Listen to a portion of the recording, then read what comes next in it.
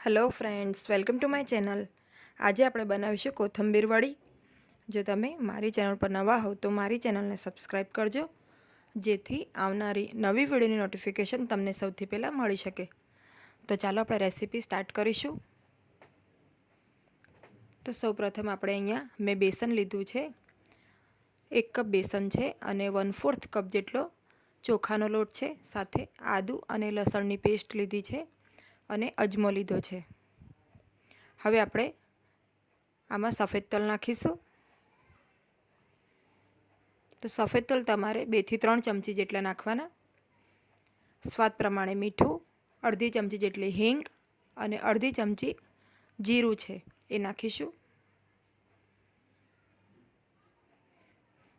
જો તમે લસણ ના ખાતા હોય તો લસણ અવોઇડ કરવાના. શેકેલા જીરાનો પાવડર છે અડધી ચમચી એ નાખીશું.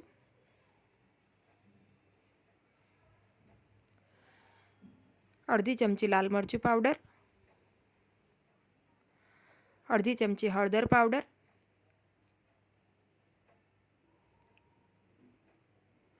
હવે આપણે આ બધો મસાલો લોટમાં મિક્સ કરી લઈશું. ત્યારબાદ એમાં 2 થી 3 ચમચી જેટલું તેલ નાખીશું અને તેલને પણ સરસ લોટમાં મિક્સ કરી લઈશું. તો તેલ નાખવાથી આપણી વડી અંદરથી એકદમ સરસ સોફ્ટ બનશે. હવે અહીંયા મેં કોથમીરની એક મોટી જોડી લીધી હતી અને એને સાફ કરીને ધોઈને એને થોડી કપડાથી લૂછીને ડ્રાય કરી લીધી છે. પછી એને એકદમ ઝીણી સમારી લીધી છે. તો તમારે આમાં બને એટલા ડાળખા નહીં લેવાના. ઉપરની જે ઝીણી સરસ કોથમીર હોય એ લેવાની અને ડાળી પણ આપણે એકદમ જે ઝીણી ડાળી હોય એ લઈશું તો ચાલશે. જો મોટા ડાળખા લઈશું તો ખાવામાં સારી નહીં લાગે. એકદમ ઝીણી સમારેલી કોથમીરને આપણે લોટમાં મિક્સ કરી લેવાની અને હાથેથી આ રીતે પ્રેસ કરીને મિક્સ કરવાની, જેથી એમાં જે પાણી હોય એ પણ લોટમાં મિક્સ થઈ જાય સારી રીતે. આપણે આમાં અજમો અને હિંગ પણ નાખી છે, જેથી વડી પચવામાં આપણને સરળતા રહે. તો હાથેથી ચોળીને આપણે આદું લોટ મિક્સ કરી લેવાનો સરસ રીતે. ત્યારબાદ આપણે થોડું થોડું પાણી નાખી જઈને એક લોટ બાંધવાનો છે. તો લોટ આપણો વધારે કઠણ કે વધારે ઢીલો નહીં, પણ મીડિયમ આપણે લોટ બાંધવાનો છે. તો જેમ આપણો પરાઠાનો લોટ હોય છે એ પ્રમાણે આપણે એનો લોટ બાંધી લઈશું. થોડું તેલ લગાડીને એને કેળવી લઈશું. હવે મેં અહીંયા એક પ્લેટ લીધી છે અને એમાં મેં તેલથી એને ગ્રીસ કરી લીધી છે અને સ્ટીમર મેં પહેલાંથી જ ગરમ કરવા મૂકી દીધું છે. હવે આપણે આમાં સફેદ તલ સ્પ્રિંકલ કરી દઈશું. તો આપણે જ્યારે લોટ બાંધવાની શરૂઆત કરીએ ત્યારે જ આપણે સ્ટીમરમાં ગરમ થવા મૂકી દેવાનું એને, એટલે જ્યાં સુધી આપણી આ પ્લેટ રેડી થાય ત્યાં સુધી સ્ટીમર સરસ ગરમ થઈ જાય.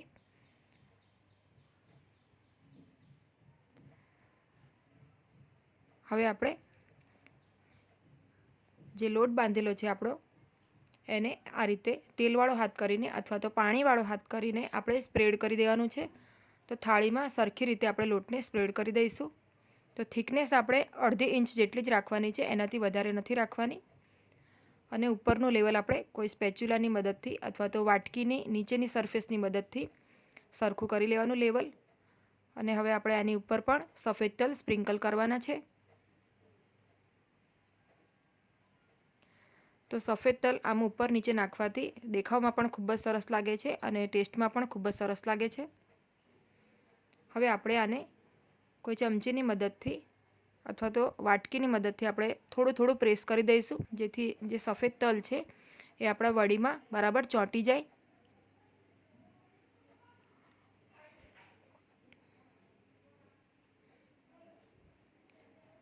તો અત્યારે શિયાળામાં કોથમીર ખૂબ જ સારા પ્રમાણમાં અને સસ્તી મળે છે. તો તમે આ રેસીપી એક વખત જરૂરથી ટ્રાય કરજો. ખૂબ જ ટેસ્ટી બને છે આ વડીઓ. હવે અહીંયા સ્ટીમર બરાબર ગરમ થઈ ગયું છે અને સ્ટીમ પણ એકદમ સરસ આવવા માંડી છે.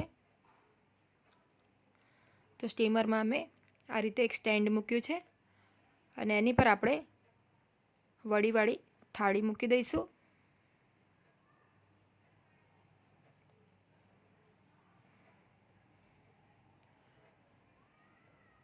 તો આ રીતે સ્ટીમર એકદમ ગરમ હોવું જોઈએ, તો આપણી જે વડી છે એકદમ સરસ રીતે કૂક થાય છે. હવે ઢાંકણ ઢાંકીને આપણે એકદમ હાઈ ફ્લેમ ઉપર 12 થી 15 મિનિટ આને કૂક કરી લઈશું.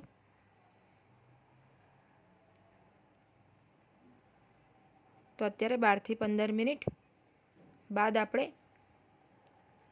ઢાંકણ ખોલી લઈશું. તો તમે જોઈ શકો છો આપણી જે વડી છે એકદમ સરસ રીતે કૂક થઈ ગઈ છે અને થોડી ફૂલી પણ ગઈ છે. તો એને આપણે થોડીવાર થરવા દઈશું. ત્યારબાદ એને આપણે આ રીતે સ્ક્વેર શેપમાં કટ કરી લઈશું.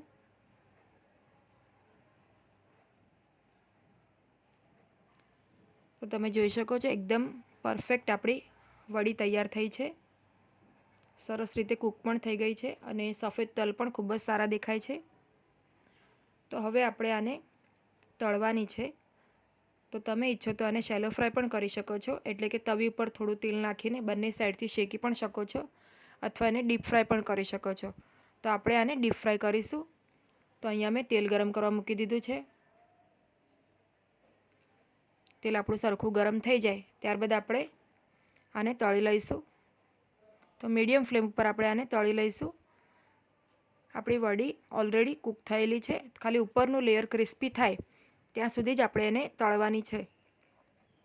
તો સ્ટાર્ટિંગમાં આપણે વડીઓ નાખીશું તો આ રીતે તેલમાં બબલ્સ ઘણા બધા દેખાશે અને જેમ આપણી વડી ક્રિસ્પી થશે એમ બબલ્સ એકદમ ઓછા થઈ જશે.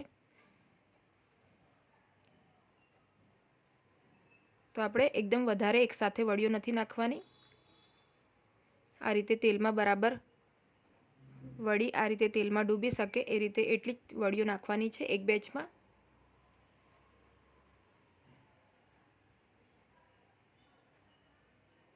તો ચમચીની મદદથી આપણે આ રીતે ઉપર નીચે કરીને બંને સાઈડથી વડીને એકદમ ક્રિસ્પી ગોલ્ડન થાય ત્યાં સુધી તળી લઈશું.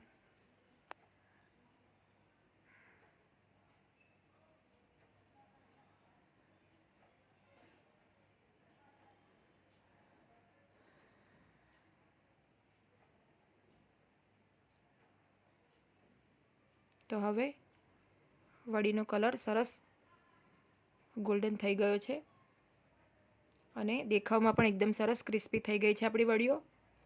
તો હવે આપણે આને પ્લેટમાં કાઢી લઈશું. તો અહીંયા આપણી એક બેચ તળાઈ ગઈ છે.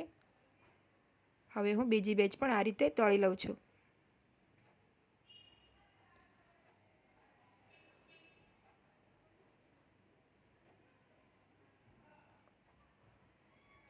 તો હવે આપણે એને સર્વ કરી લઈશું. તો અહીંયા મેં ગ્રીન ચટણી સાથે કોથંબીર વડીને સર્વ કરી છે. તમે એને ચા સાથે પણ સર્વ કરી શકો છો. ખૂબ જ ટેસ્ટી અને એકદમ ડિલિશિયસ લાગે છે આ વડીઓ. તો એક વખત જરૂરથી ટ્રાય કરજો. અને વિડીયો જો તમને ગમ્યો હોય તો એને લાઈક અને શેર કરજો અને મારી ચેનલને સબસ્ક્રાઈબ કરજો. Thanks for watching.